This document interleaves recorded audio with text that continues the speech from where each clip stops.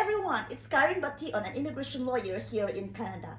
Recently, the federal government of Canada announced major changes on labor market impact assessment for temporary foreign workers, particularly affecting the low-wage stream. And here are the major changes.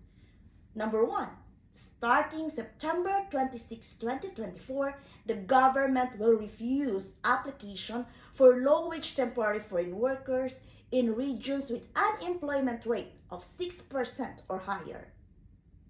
Number two, employers will be limited to hiring temporary foreign workers for no more than 10% of their workforce. Number three, low-wage temporary workers will only be allowed to work in Canada for a maximum of 1 year. Before, it was 2 years. However, there are exceptions on this announcement, and those are under the sectors of agriculture, healthcare, construction, food and fish processing, regions and sectors facing labor shortages.